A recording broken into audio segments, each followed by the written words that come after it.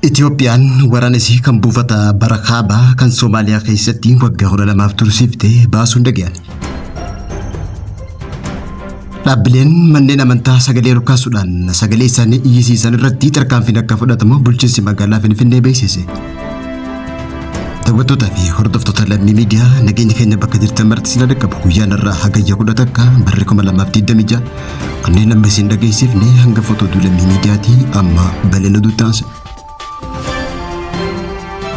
Ergamni humna nagaa kabachiisa Afrikaa kan Somaaliyaa hanqina maallaqaa hamaa keessa akka jirutu dhaga'ame. Ce'umsatti gaafatamummaan nageenyaa biyyoolessaa caalatti humnoota Somaaliyaatiif dabarsuun kaayyoo jiru hordofuudhaan Itoophiyaan buufata waraanaa duraan nagaa tarsiimaa Somaaliyaa kutaa biyyaa keessatti argamtu Burkaabaa keessa turte humnoota nageenyaa Somaaliyaatiif dabarsitee kennitee keessa bahu The Guardian gabaase. Ergamni gargaarsaaf tasgabbii gamtaa Afrikaa Somaaliyaa kun akka beeksisetti sirni dabarsii kun deeggarsa waajjira gargaarsaa dhaabbata mootummoota gamtoomanii kan Somaaliyaa hagayya 8 bara 2026 kan taasifame ta'uullee gabaase. Buufanni waraanaa bara 2014 irraa eegalee raayyaa ittisa biyyaa Itoophiyaatiin qabamee ture kun waraana biyyaalessa Somaaliyaatti dabarfamee kennamuun ibsameeti jira. Ergamni gargaarsaaf tasgabbii gamtaa Afrikaa Somaaliyaa akka jedhetti tarkaanfiin tun qaama itti gaafatamummaa nageenyaa suutaan humnoota biyyaalessa Somaaliyaatiif dabarsuutii jechuun ibsan. Waraanni Itoophiyaa yeroo ergama gamtaa Afrikaa Somaaliyaadhaa duraanirraa eegalee hanga jijjiiramutti hanga waggaa 12 irratti buufata waraanaa Burkaabaa keessa ture jiraachuulleen gabaafame. Burkaabaan Maqdishoo irraa kiiloomeetira 185 qofa fagaattee gara dhiyaattiin kan argamtu waggaa taatu daandii magaalaa guddoo Soomaaliyaatii fi Baayidoon wal qunnamsiisuu irratti kan argamtu ta'uulleen ibsame. Naannoon sun osoo waraanni Itoophiyaan dhaqiin dura Al-Shabaabiin kan to'atame yookaan irraa kan fudhatame waggaa ta'u tarkaanfiin tun haala humnoonni idil addunyaa suutaan keessaa bahaa jiran kanaan ammas Al-Shabaab deebi'uu malaa jaamitti sodaatama. Dandeettiin humnoonni Somaaliyaa naannoo tokko irratti kophaa isaanii ittisuudha gabbaawwan dhufeef. Keessumattuu waraanni Itoophiyaadhaa buufata san gadhiisee bahuun ammas naannoo sun Al-Shabaabiin qabamuuf hiree bal'oo kan kennitu ibsame.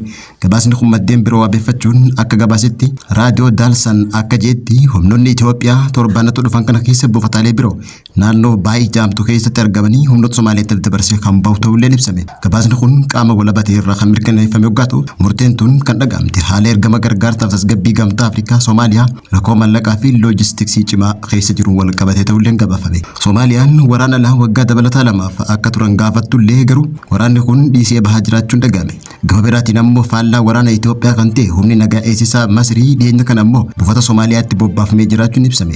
Masriin nagaa Soomaaliyaa eegsuuf osoo hin ta'in kallattii baatiin Itoophiyaa irratti dhiibbaa taasisuu fi hariiroo dippiloomaasii akkasumallee karaa weerara lafaatiin kan karoorfame ta'uun ibsame. Waraanni Itoophiyaa kun hanqina baajataa haa jedhu malee garuu tarsiimoon isaa eega waraanni Masrii bu'e hariiroo waraana Itoophiyaatii fi Soomaaliyaa waliin qabdu laafaa dhufuulleen ibsame. Mootummaan Itoophiyaadhaa yeroo garaagaraatti hariiroo dippiloomaasii cimsuuf hojjetaa jiraatullee Soomaaliyaan immoo gama tokkoon Masrii wajjin gama tokkoon Itoophiyaa wajjin dhaabbachuudhaaf hariiroo dippiloomaasii tasgabbaa hin qabne oofaa jiraachuun ibsame.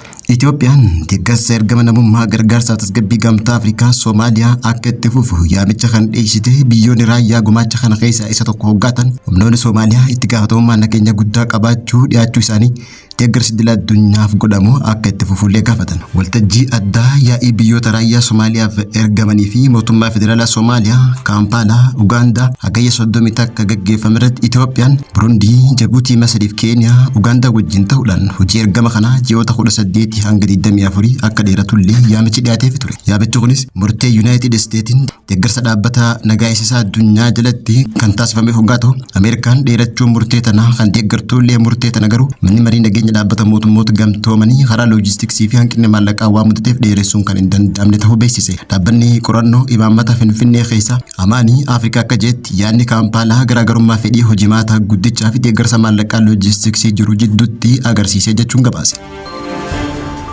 Amaaniin kan Afrikaa jiru garuu yoo tooftaan maallaqaa fi loojistiksii amansiisaa ta'e hin jiraatamu ta'e biyyoota raayyaa gumaachan qophii yeroo gabaabaatiif tooftaalee nageenya birootti cehuuf qophaa'u akka qaban isa akeekkachiise. Gama biraatiin yuuniskoon opereeshinii isaa gaxirrisuu akka dandeessu agarsiistu qophii kanaa eegalee jiraachuulleen himame.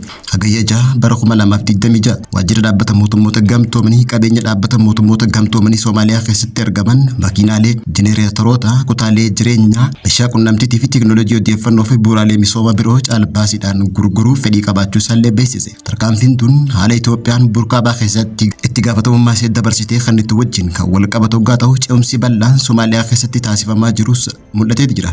Humnoonni nageenyaa birootii fi itti gaafatamtoonni Itoophiyaadhaa xiqqoon tarsiimoo isaanii kan waraanaa buufata kaambii Somaaliyaa dhaalchisaa jiraachuun bahaa jiraachuulleen ibsame.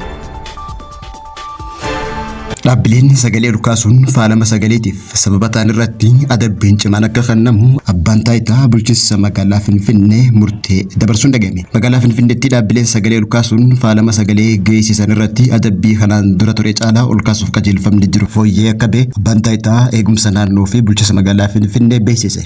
Abbaan taayitaa eegumsa naannoo bulchiinsa magaalaa Finfinneetti gorsaan olaanaa fi qindeessaatti aanaa damee faalama naannoof jijjiirama qilleensaa akka ta'e obbo Addunyaa Wandimmoo akka jeetti dhaabbatichi sababoota faalama naannoo adda hordofe to'achaa jiru keessa sagaleen kun faalama kanaaf tokko ta'uu beeksise. Akka obbo Addunyaan jaanitti faalamni sagalee rakkoo hawaasummaatii fi naannoo irratti dhiibbaa uumuu danda'us jaameeti jira. Adabbii yeroo ammaa dhaabbilee sagalee ol kaasanii lalaban irratti fudhatamu kan duraanii caalaa cimee kan itti fufu ta'uu beeksise. Kanaafuu dhaabbileen daangaa sagalee seeraan kaa'ame dabranii naannawa jiraattotaaf hawaasa jeequun uuman irratti tarkaanfii fudhachuu fi qajeelfamni adabbii jiru fooyyeessuu bahee jiraachuu beeksise. Faalamni sagalee keessumattuu bakka jireenyaa hojii irratti raawwatamu keessatti boqonnaaf tasgabbii hawaasaa irratti dhiibbaa uumuu akka danda'us beeksise.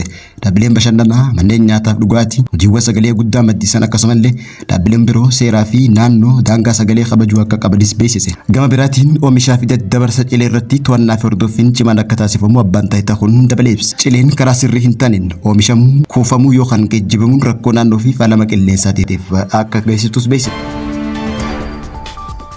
Pireezidaantiin Ameerikaa Doonaald Tiraamp Iraan beenyaa gaafachuu hordofee abdiin hulaa bishaan Hormuuz ni banama jedhamee eegamaa ture ammas har'a dhabee jiraachuu beeksise. Pireezidaantiin Ameerikaa Doonaald Tiraamp gulantaan araaraa Iraan nageenyaaf dhiyeessituuf deebii kan kennu yoo ta'u gaafiin pireezidaantiin Tiraamp kun kanaan dura dhiyaate kan hin beekne yoo ta'u gaafiin Iraan qoqqobbii akka kaa'uuf beenyaa akka kafalamuuf dhiyeessiteef deebii kennee jiraachuun ibsame. Gaafiin Iraan tunis bal'inaan waliigaltee nageenyaa jalqabaa kan waxabajjii keessa mallatteeffamee fi dhiyeenya kana diigame san irratti kan hundaa'edha jechuudha. Waraanni kun eega jalqabee kaasee pireezidaantiin Ameerikaa Doonaald Tiraamp dursa adda addaa kan itti fufatu waliigalteen tun yeroo tokkoof lama taasifamtullee waliigalteen tun osoo milkaa'in ammas dursifni biraatti fufeeti jira. Iraanis oggula hulaa galaanaa Strait of Hormuz irratti keessu kan itti fufte yoo ta'u Ameerikaan immoo Strait of Hormuz keessan irratti Iraan irratti tarkaanfii fudhachuu fi warshaalee qulqulleessituu Iraan irratti haleellaa kan raawwatu ta'uu irra deddeebi'uun dursaa jiraachuun dhaga'ame. Kabajamtootaa fi daawwattoota hordoftoota Lammii Miidiyaa irraa oduun jiru kanaaf qabannee dhiyaannee kan gammaatti isin biraan gahaa turre yaadaa fi qeeqa akkasumallee hanqinoonni sirraan yoo jiraatan karaa komantiitiin komantii yoo nagootan sirreessaa akka waliin itti fufnuta odeeffannoo teenya gama biraatiin hanga walitti deebinutti turtii gaarii.